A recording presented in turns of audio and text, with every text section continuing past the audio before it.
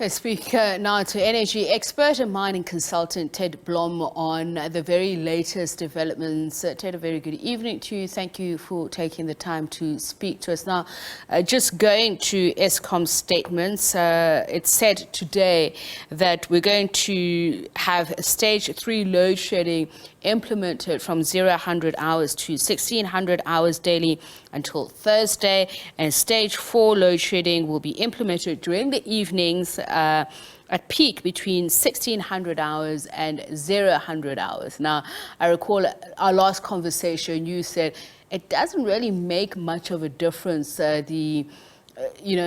changes between the stages. And I'm just wondering here, is it much ado about nothing, just in terms of why, if you're saying we're going to stage 3, why go back to stage 4 from 1600 hours?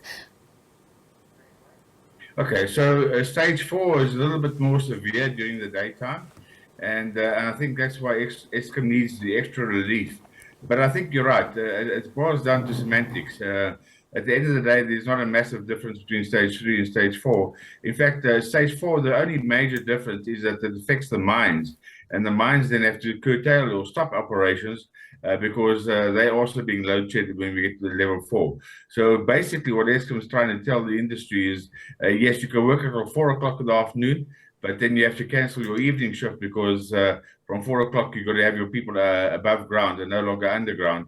And I think that's the major difference from an industry point of view. For the rest of us, it's going to be as frustrating as ever, and it certainly is going to leave a massive hole in the economy. And I'm just looking at my own schedule. The reprieve would be, if we were in stage 3, that there wouldn't be an extra 2.5 hours mid-morning.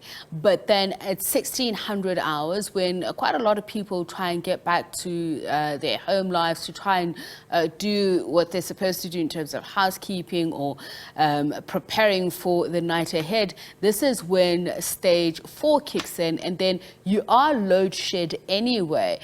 I know I'm saying it's much of a muchness, and Eskom is saying that's because they've had some of the stations come back on power, and this is why they're able to do this. And I'm just sorry, I was just trying to check. I think they're saying the generation at Camden and Creel power stations had to be taken offline for repairs, but some of the ones that were are back to service again. It's just all difficult for those of us who are watching from the outside in to really get a sense of what is going on. Is there improvement when you're saying at the same time, remember, we can push you up to a higher stage if there is a constraint of capacity again? Yeah, look, at the end of the day, I think the reality is that the Eskom is in a very, very bad situation. And I mean, for them to sort of, talk about Camden units are very small. I mean, I think there's 150 megawatt units or 100 megawatt units. And for them to lose one unit, is a loss of 100 megawatts. That's very far from one stage of load shedding.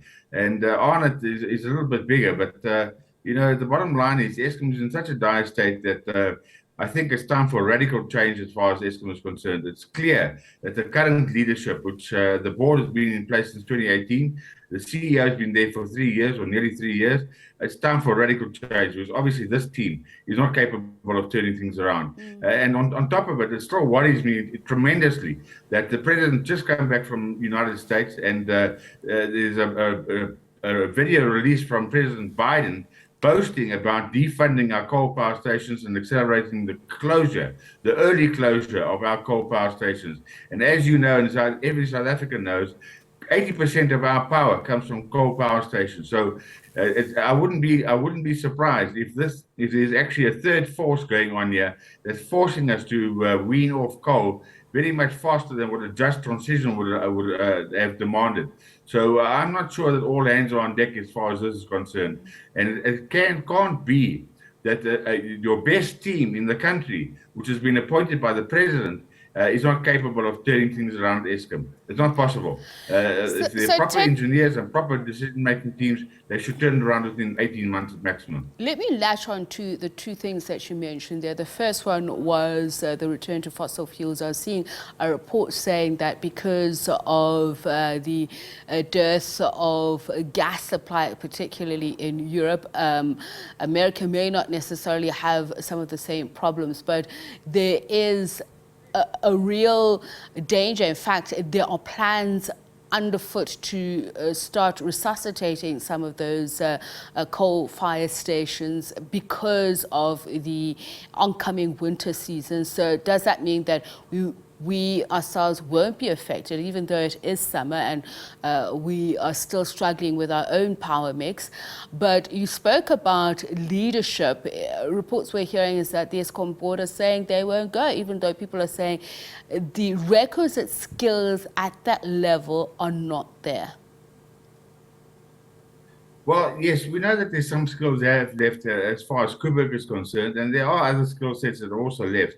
But the bottom line is the problems at Eskom are bigger than just the skills problems. The problem at Eskom starts at the feedstock that they're putting into the coal power stations. And if you put in very poor feedstock, then you have boiler tube leaks. And you will recall that more than 80% of Eskom's complaints about the failure of their power stations have been boiler tube leaks.